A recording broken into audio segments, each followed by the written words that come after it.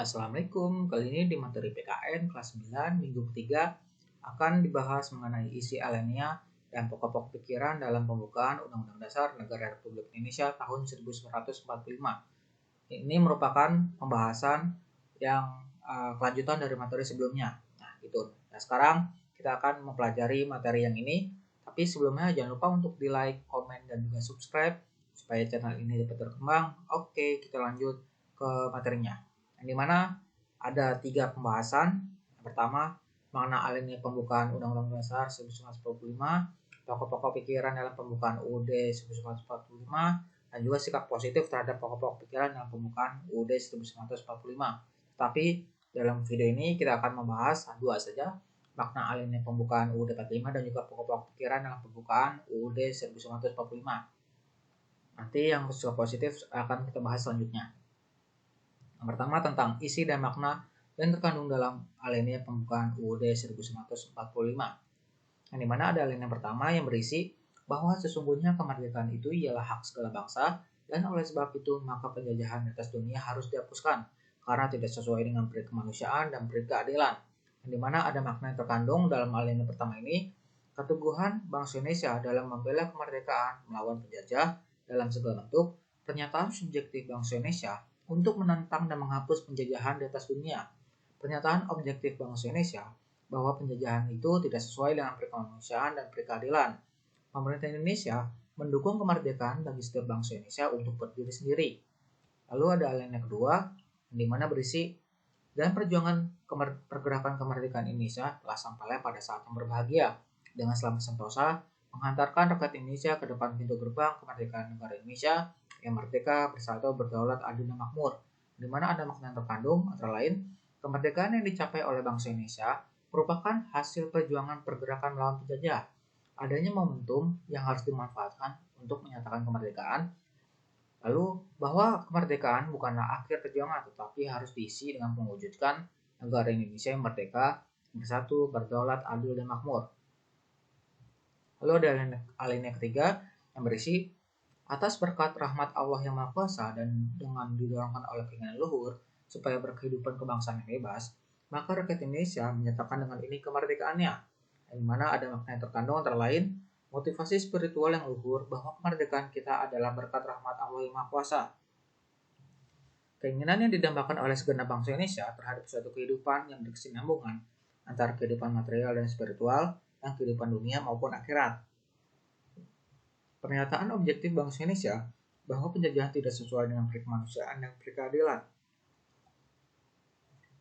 Alinea keempat, yang dimana berisi kemudian daripada itu untuk membentuk suatu pemerintahan negara Indonesia yang melindungi segenap bangsa Indonesia dan seluruh tumpah darah Indonesia, dan untuk memajukan kesejahteraan umum, mencerdaskan kehidupan bangsa, dan ikut melaksanakan ketertiban dunia yang berdasarkan kemerdekaan, perdamaian abadi, dan keadilan sosial, maka disusunlah kemerdekaan kebangsaan Indonesia itu dalam suatu Undang-Undang Dasar Negara Republik Indonesia yang berbentuk dalam suatu susunan Negara Republik Indonesia yang berkedaulatan rakyat dengan berdasar kepada ketuhanan yang Maha Esa, yang kemanusiaan yang adil dan beradab, persatuan Indonesia, dan kerakyatan yang dipimpin oleh hikmat kebijaksanaan dalam permusyawaratan perwakilan, serta dengan suatu mewujudkan keadilan sosial bagi seluruh rakyat Indonesia, di mana ada makna terkandung antara lain fungsi dan tujuan negara Indonesia itu melindungi segenap bangsa Indonesia dan seluruh tumpah darah Indonesia, memajukan kesejahteraan umum, mencerdaskan kehidupan bangsa, ikut melaksanakan ketertiban dunia yang berdasarkan kemerdekaan, perdamaian abadi, dan keadilan sosial. Lalu ada kemerdekaan bangsa Indonesia yang disusun dalam suatu Undang-Undang Dasar 1945, susunan atau bentuk negara Republik Indonesia, sistem pemerintahan negara yaitu berdasarkan kedaulatan rakyat atau demokrasi, dan terakhir negara Indonesia mempunyai dasar falsafah Pancasila. Nah, tadi merupakan dari isi alinea dari pembukaan UUD 45 yang dimana punya maknanya tersendiri. Nah, sekarang kita akan bahas tentang pokok-pokok pikiran dalam pembukaan Undang-Undang Dasar Negara Republik Indonesia tahun 1945. Di mana ada pokok pikiran pertama, pokok pikiran kedua, pokok pikiran ketiga, dan juga pokok pikiran keempat. Di mana pokok pikiran pertama, negara melindungi segenap bangsa Indonesia dan seluruh tumpah darah Indonesia dengan berdasar atas persatuan, pokok pikiran persatuan, di mana maksudnya penyelenggara negara dan setiap warga negara wajib mengutamakan kepentingan negara di atas kepentingan golongan atau individu. Pokok pikiran ini merupakan penjabaran dari sila ketiga Pancasila. Lalu pokok pikiran kedua, negara hendak mewujudkan keadilan sosial bagi seluruh rakyat Indonesia, atau pokok pikiran keadilan sosial. Yang dimana maksudnya pokok pikiran keadilan sosial yang didasarkan pada kesadaran bahwa manusia Indonesia mempunyai hak dan kewajiban yang sama untuk menciptakan keadilan sosial dalam kehidupan masyarakat. Pokok pikiran ini merupakan penjabaran dari sila kelima Pancasila. Lalu ada pokok pikiran yang ketiga, di mana negara yang berkedaulatan rakyat berdasarkan atas kerakyatan dan permusyawaratan atau perwakilan, atau pokok pikiran kedaulatan rakyat. Maksudnya adalah pokok pikiran kedaulatan rakyat yang menyatakan bahwa kedaulatan adalah di tangan rakyat dan dilaksanakan menurut Undang-Undang Dasar. Pokok pikiran ini juga merupakan dasar politik negara. Pokok pikiran ini penyebaran dari sila keempat Pancasila.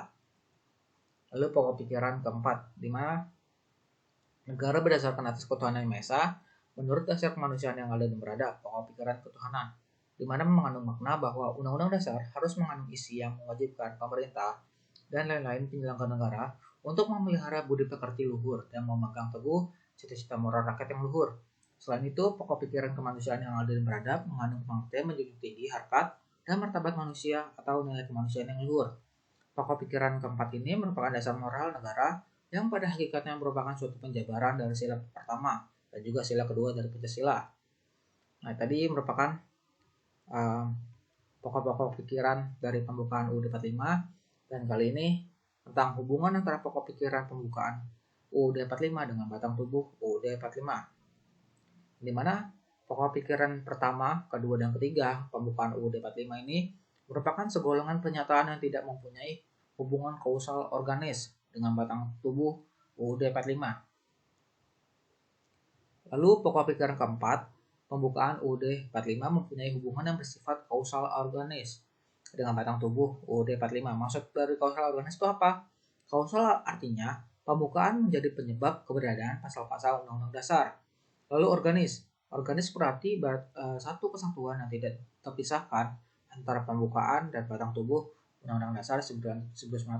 Nah, maksudnya gitu. Jadi kausal organis itu satu kesatuan yang tidak terpisahkan yang pembukaan itu menjadi penyebab keberadaan pasal-pasal Undang-Undang Dasar tersebut. Lalu ada hubungan antara pokok pikiran pembukaan UUD 45 dengan Pancasila, yang dimana ada satu hubungan secara formal, yang dimana satu ada bahwa rumusan Pancasila sebagai dasar negara Republik Indonesia seperti yang tercantum dalam alinea keempat pembukaan UUD 45. Bahwa pembukaan UUD 45 berdasarkan pengertian ilmiah merupakan pokok kaidah negara yang fundamental dan terhadap tertib hukum Indonesia mempunyai dua macam kedudukan, yaitu sebagai dasar karena pokok pikiran pembukaan UUD 45 itulah yang memberikan faktor-faktor mutlak bagi adanya tertib hukum Indonesia, memasukkan dirinya di dalam tertib hukum sebagai tertib hukum tertinggi.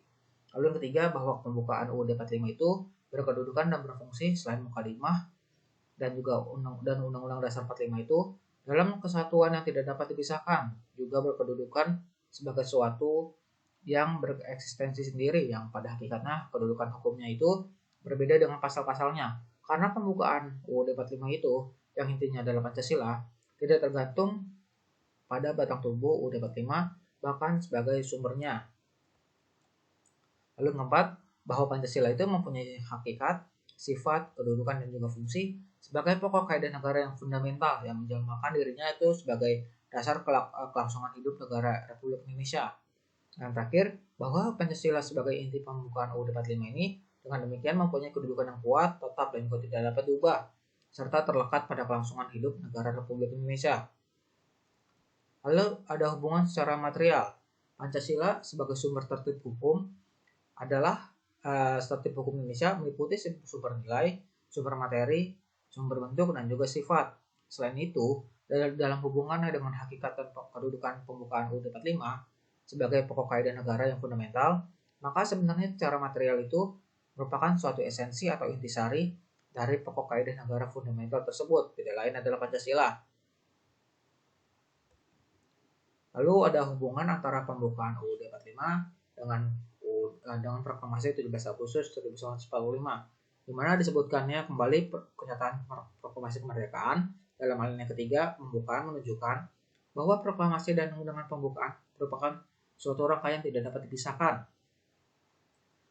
Ditetapkannya pembukaan UUD 45 pada tanggal 18 Agustus 45 bersama dengan ditetapkannya UUD Presiden dan juga Wakil Presiden merupakan realisasi tindak lanjut dari proklamasi. Pembukaan UUD itu pada hakikatnya merupakan suatu pernyataan kemerdekaan yang lebih terperinci dari adanya juta-juta luhur yang menjadi semangat pendorong ditegakkannya kemerdekaan dalam bentuk negara Indonesia yang merdeka, bersatu, berdaulat, adil dan makmur dengan berdasarkan asas kerohanian Pancasila.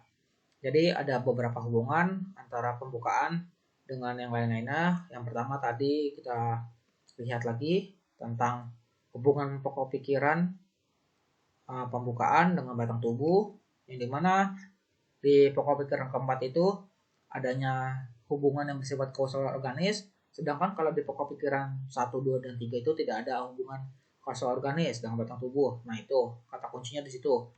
Lalu di hubungan antara pokok pikiran pembukaan dengan Pancasila. Tadi kan pokok pikiran pembukaan dengan batang tubuh Undang-Undang Dasar 1945.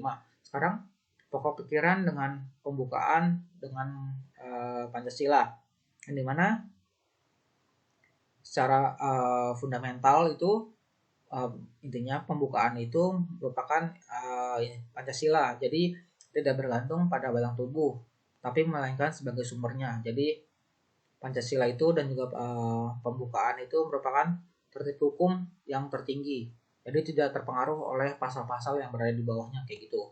Kalau hubungan secara formalnya. Lalu kalau yang hubungan pembukaan dengan proklamasi kemerdekaan, bahwa proklamasi kemerdekaan itu merupakan satu rangkaian yang tidak dapat dipisahkan dengan pembukaan, yang dimana ada proklamasi dulu, baru diciptakanlah atau dibuatlah Undang-Undang Dasar pembukaan itu pada tanggal 18 Agustus. Nah, dimana kan kalau proklamasi kan 17. Nah, disahkannya Undang-Undang Dasar itu pada tanggal 18 Agustus nih gitu. Jadi ada satu rangkaian yang tidak dapat dipisahkan. Jadi semuanya terkait satu sama dengan yang lainnya seperti itu. Jadi emang kalau secara kita bayangkan mungkin akan pusing kalau secara tekstual, tapi kita lihat aja dari konteks sejarahnya seperti itu. Oke, cukup sekian untuk materi kali ini. Mohon maaf kalau ada kekurangan. Wassalamualaikum warahmatullahi wabarakatuh.